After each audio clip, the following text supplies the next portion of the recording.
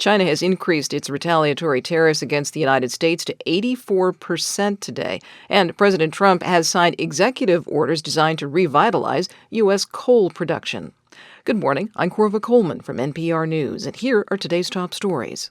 President Trump's new tariffs on dozens of countries took effect overnight. This is on top of the 10% tariffs he imposed on nearly all nations last weekend. Trump's boosted his tariffs on China to more than 100%. China has just announced that it is boosting its own retaliatory tariffs on the U.S. The Chinese levies will go from about 34% to 84%. Trump has been firm on his tariff actions, but NPR's Danielle Kurtz-Laban says Trump's messaging has been mixed. There were several days there where you'd have one administration official saying these tariffs are non-negotiable, that they're going to stick around a while, and then you'd have another official saying Trump was open to negotiation. Yesterday, the White House seemed to have settled on the idea that, yes, these tariffs are negotiable. They've said that about 70 countries have reached out for some sort of talks. NPR's Danielle Kurtz-Laban reporting. Separately, officials with the European Union are meeting to vote today on European tariffs against the U.S. The first tranche could take effect next week. Markets are falling. In pre-market trading, Dow futures are down nearly 700 points. The president has signed executive orders designed to revitalize U.S. coal production, NPR's Mara Liasson reports. Standing in front of a group of coal miners wearing work uniforms and hard hats, President Trump signed orders that would remove regulations for new coal mines and expedite leases for coal mining on federal land. He said the orders would crush Biden-era environmental restrictions. For 4 long years, Joe Biden and congressional Democrats tried to abolish the American coal industry. They did everything in their power. Coal mining's decline began in the 1980s, and more recently it's lost ground to low-cost fracking. That's on top of environmental regulation. As for coal's contribution to climate change, Trump said sea level rise would create, quote, a little bit more waterfront property. Mara Liasson, NPR News. Education Secretary Linda McMahon has made a rare appearance at a conference in San Diego. She was asked about changes to her agency. That includes recently telling school leaders they have to get rid of DEI programs or risk losing funding for low-income students. NPR's Janaki Mehta has more. Asked about what exactly the administration meant by DEI programs, here's what Secretary McMahon said. We need to continue to focus on where these funds need to be spent, but making sure that we are treating everyone equally. We're not taking away the rights of anyone to serve the rights of another. There's been confusion around how state and local leaders should respond to the latest threat to pull funding. Many say they already follow civil rights laws, including New York and Minnesota's education departments, which pushed back against a federal directive saying there is nothing illegal about diversity programs at schools. The U.S. Department of Ed has not said how they will enforce the ban on DEI. Janaki Mehta, NPR News. A federal judge has ruled that the Trump White House must admit the Associated Press's journalists to news events.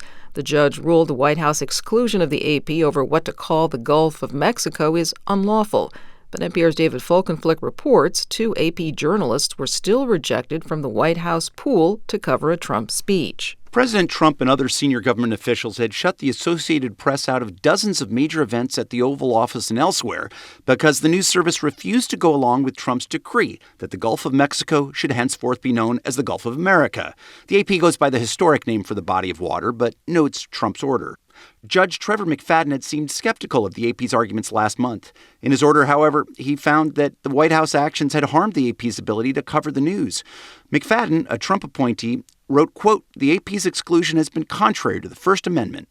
No comment yet from the White House. David Folkenflik, NPR News. Rescue teams in the Dominican Republic are continuing to dig through the wreckage of a collapsed nightclub. At least 113 people were killed Monday night when the roof caved in. Some of the victims included popular merengue singer Ruby Perez. He died along with a local Dominican governor and 2 former Major League Baseball players. The family of a 14-year-old Palestinian-American child killed by Israeli forces in the West Bank last weekend is now calling on the U.S. government to investigate. The Israeli military said it killed a person hurling rocks at a highway in what it called a counter-terrorism operation. NPR's Hadil Al-Shelchi has more. 14-year-old Amir Rabia was born and raised in New Jersey before his family moved back to their ancestral Palestinian village, Turmusaya, which has a large population of American citizens. Rabia's father, Muhammad, said his son was picking green olives from a tree with two friends when Israeli forces opened fire on them. He said he called the U.S. Embassy when he learned about the shooting, but it took too long to send medical help. Now he's demanding answers from Israel. He's 14 years old. They call him terrorist. Even if he did something wrong, he's underage. You kill him with 11 shots. The U.S. State Department confirmed the death of a U.S. citizen in the West Bank and said Israel was investigating it. Hadil Al-Shalchi, NPR News, Tel Aviv. The Library of Congress is detailing this year's additions to the National Recording Registry. NPR's Neda Ulabi reports it preserves distinctive American sounds for posterity. The oldest recording added this year was made in 1913. The song, Aloha Oi, was recorded by the Hawaiian Quintet and composed by then Princess Liliuokalani. Another recording added to the registry this year, the reboot chime from Microsoft Windows 95, composed by Brian Eno.